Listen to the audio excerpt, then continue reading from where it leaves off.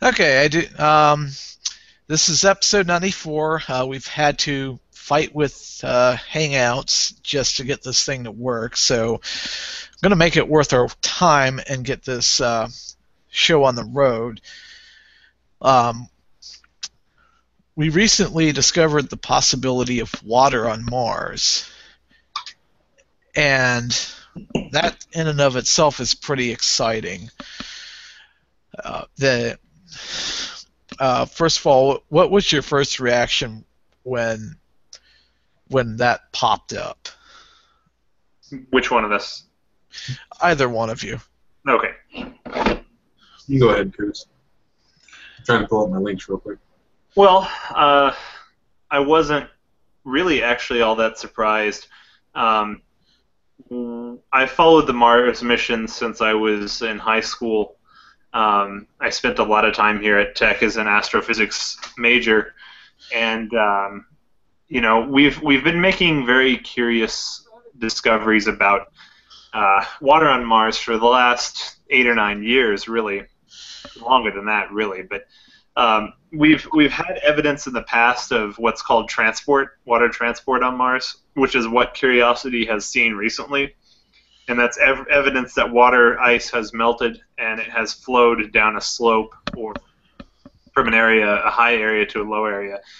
And we've seen there's been snow measured falling from Martian clouds near the North Pole. Of course, the polar caps are filled with water ice. 2005 or 6, I believe it was, Spirit rover found water ice about 3 or 4 inches under the soil at the equator. So, I mean, I wasn't too surprised that this announcement was, what it was. And Shaggy, what was your first thoughts when they're like, "Oh, there just might be water on Mars"? Well, I'm with Curtis on the fact that I knew that there technically was water on Mars before we discovered running water, because there have been polar ice caps there for as long as we've been studying and researching Mars, and sending probes and satellites that have slingshot past it and taken images on their way, or even from the Hubble telescope or from other telescopes that are in observatories here on Earth. Right. The thing that I found the most fascinating was that it wasn't just that the fact that there's running water, which is really exciting. I find more exciting rather than surprising. But it's interesting because after looking up some information about it and then seeing a couple of articles, it really just kind of piqued my interest, which is why I suggested this episode in the first place, was a combination of the actual mineral and compound content of the water is so much different than ours. And there's a Facebook page and a website that I go through and view a lot. It's called Science Alert, which it's not like, what is it? I fucking love science, which is absolutely retarded, and I completely agree with everything that Maddox said the last time we mentioned it. Right.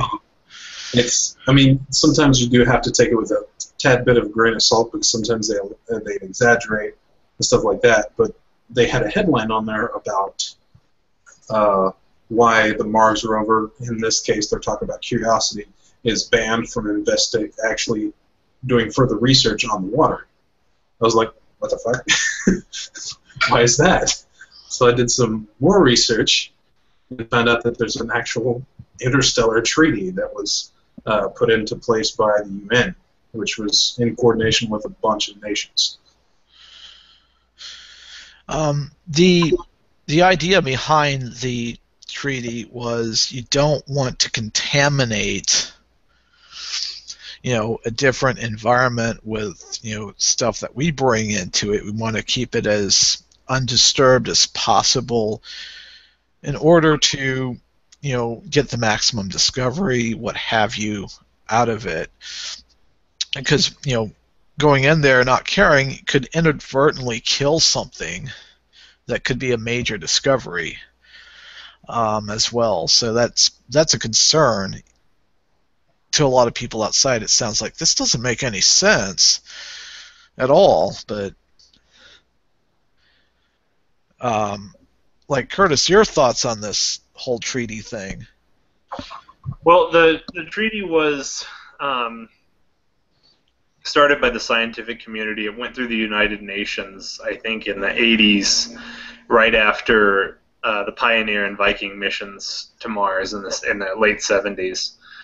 And there's a big fear about contaminating another place in the solar system, another body, so an asteroid or Mars or Venus or one of the moons of Jupiter, like Enceladus or Titan and Saturn and so on. Because the fear is that it's going to be very difficult to have a discovery of life, say, on Mars, and then to have to come back a month later and say, you know, we've been able to look at it and confirm that it was actually microbes that flew to Mars with the rover or the probe. And so scientifically, it makes sense why they enacted such a treaty. Doing it as a treaty also was the best way to ensure that other nations would follow suit, especially those with space programs who were getting ready to start exploring the outer planets. I think it's a good idea. It's definitely it can seem invasive, I guess, in a way, but I understand why it was put into place. But they're talking about possibly finding ways to stay within those guidelines. 3D, taking advantage of 3D printing, as in producing new robots once they enter the surface that are not contaminated with any outside influences. Well, the problem with that is that if it comes from Earth, it's going to have the potential to be contaminated. Even if you're making 3D printing the new robots, you have to send a 3D printer and all of the things that the 3D printer is going to use to make new robots, which means that every single item has a potential to have some form of contamination. A couple of years ago, there's a lake called Lake Vostok. It's in Antarctica, and it is an underground lake or sea, and the Russians scientists in Antarctica have been working for the past 15, maybe 20 years to break into that lake, because that lake has a frozen layer of ice that has basically effectively sealed it off from the rest of the surface for the last 30 to 50,000 years. We're not exactly sure how long, but it's in that time frame. And so what that means is that Lake Vostok is actually the closest place to an alien environment that we can get to with people right now. If it's 50,000 years old, 30,000 years old, the bacteria and protists and things living in that lake will have been separated from the rest of life on Earth for a long time and had a chance to go through several different evolutionary phases. And so what the Russians have been doing with this lake is using it as a training place, basically, to figure out how they could do similar missions on other worlds, specifically Enceladus and Europa, which are two icy bodies that orbit Saturn and Jupiter.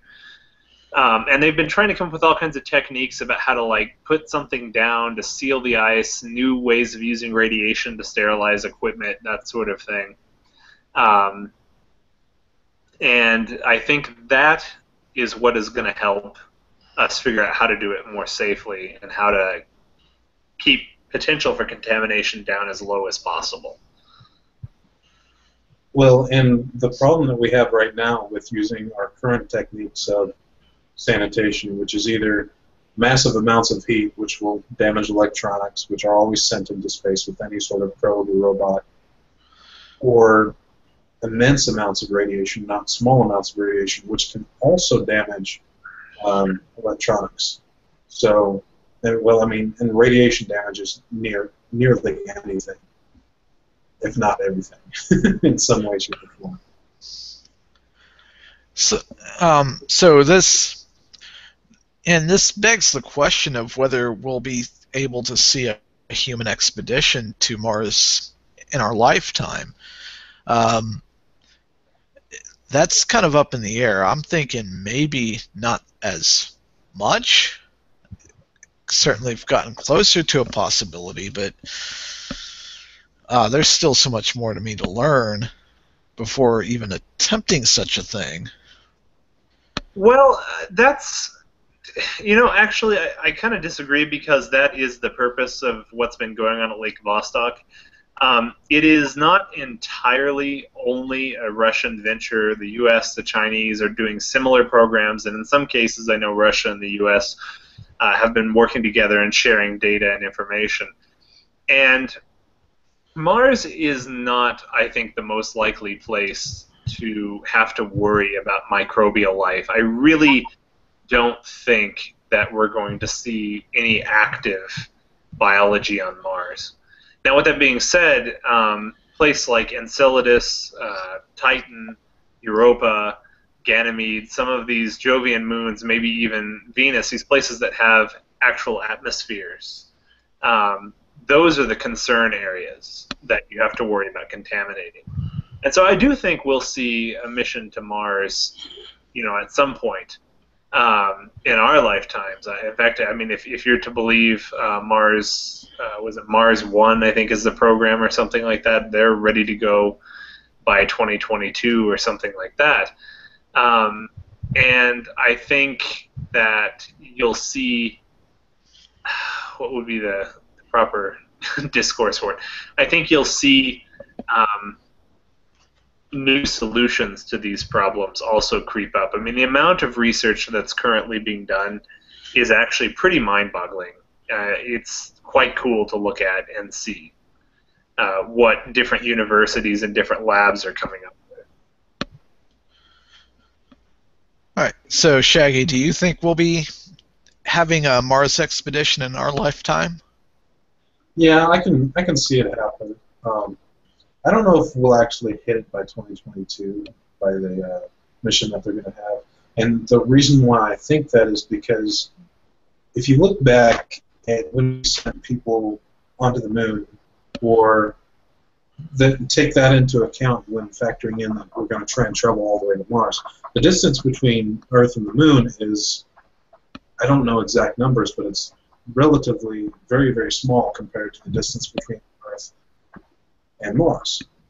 And some of the estimates that I can think of off the top of my head that I've read are anywhere between 10 to 20 years that it would take to get from Earth to Mars with current technology.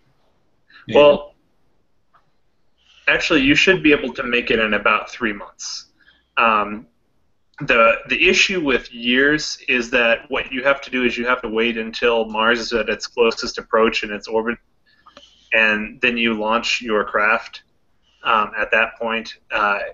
From when Earth and Mars are closest together, you're going to see about a 3.5 to 4 month trip there. That happens, I believe, once or so every 2 years.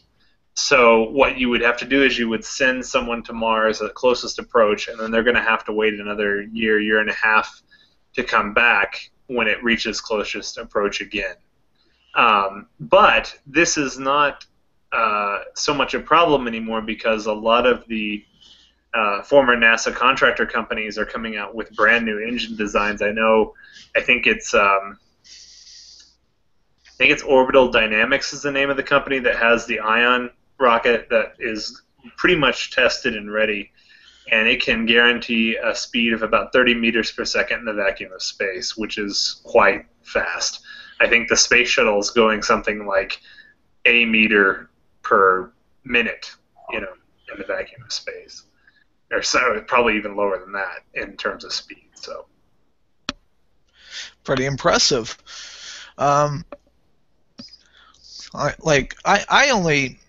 I am only like somewhat skeptical because the year 2000 was supposed to be the year that we suddenly have all these cool hovering vehicles and everything else, and then boom, the internet happens. And it's just like, what happened to all the flying cars? Well, actually, Tommy, the problem with that is that a lot of the popular notion about flying cars and hoverboards and things was just garbage science to begin with. Most people who were scientists or engineers never believed that that was really going to be possible by the year 2000. It wasn't even being worked on by anyone really, other than a few theoreticians doing papers about the possibility of anti-gravity or how such things would work. Like you mentioned, the internet was the big issue of the 80s and 90s. And it, I would argue, has been actually more impressive to me than a flying car. But Fair enough. I've used it fairly extensively, obviously, to communicate with people around the world.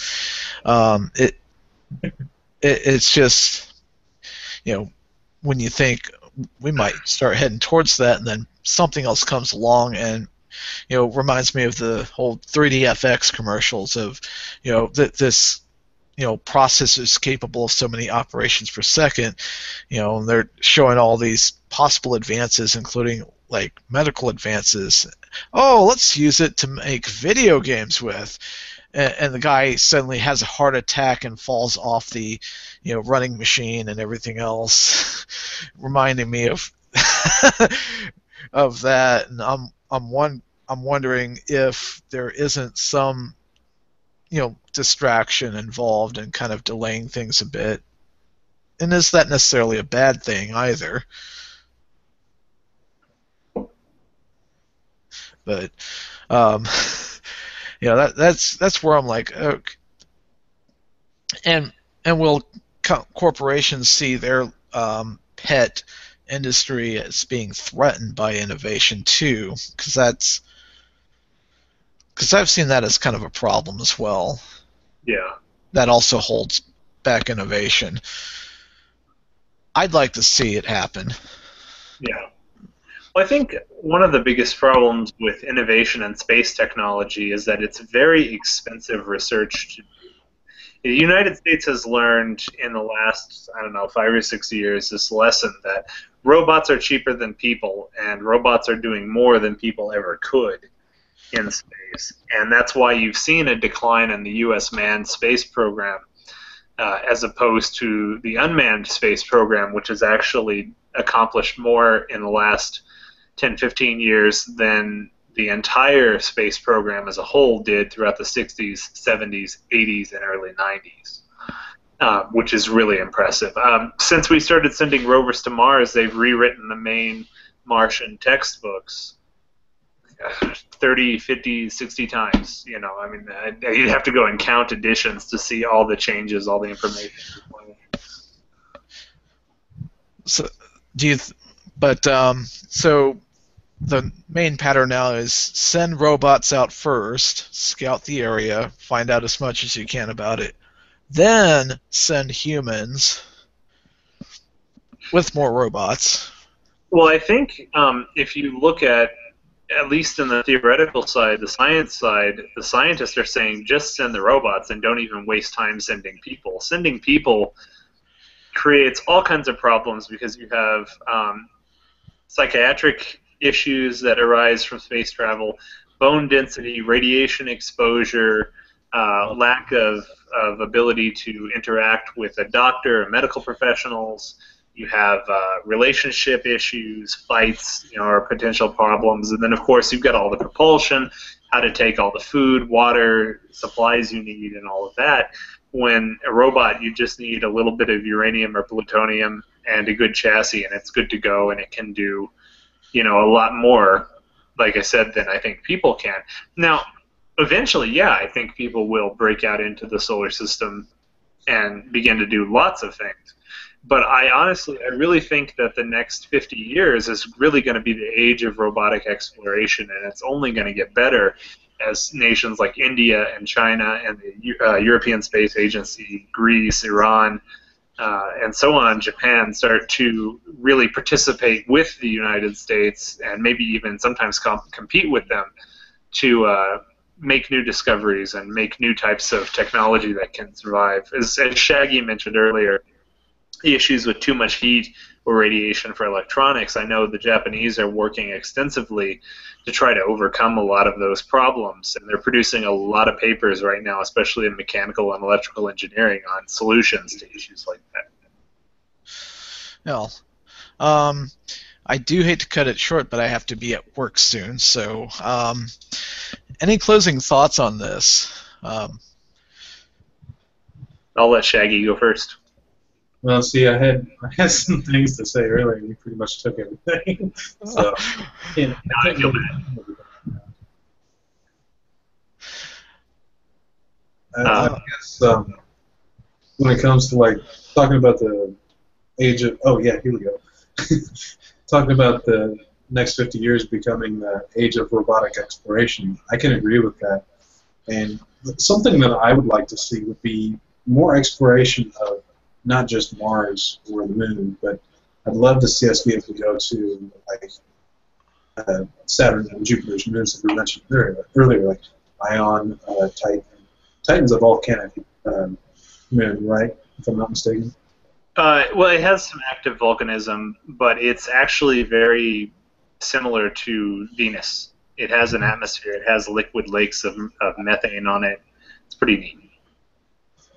And Venus has more of an acidic, very, very acidic atmosphere than Titan does. Titan's more of a gas, and similar to this giant that lives with. And then Europa is just a giant ball of ice with what we think is water underneath. We haven't been able to research that yet, which that would be really exciting to be able to like drill down in and put like a probe down inside there and see what's going on. Because they don't 100% understand what the core is, but the speculation is that it's similar to the core of like Saturn or Jupiter, where it's a very, very, very super dense, tight ball of multiple metals and rock and all kinds of other stuff. So, and I'd also like to see us be able to explore Venus more. And the problem with that is that the atmosphere is so acidic and it just breaks down anything we've sent in there so far. Right. Any last words, Curtis, on this? Well, I think this is obviously it's not the first discovery, but it certainly won't be the last. And I think the next year is really going to be integral to confirming the water transport and seeing what other information they can pull out of it. So, I mean, it's obviously not done yet. We're still going to pull a lot of information on Mars. Well, hopefully we'll keep making progress on this and all of that. I do see how we can get sidetracked and distracted from innovation discoveries due to, well, unfortunately, politics around the world. Things like that can be a very hindering factor to innovation. I would like to see the idea of human exploration and expanding outside of Earth, because at some point, whether we like to admit it or not, we can do all the preserving we can, but if Earth decides to just upchuck tomorrow, there's not a whole hell of a lot we can do about it. So my hope is to explore to the point where we can survive outside of this planet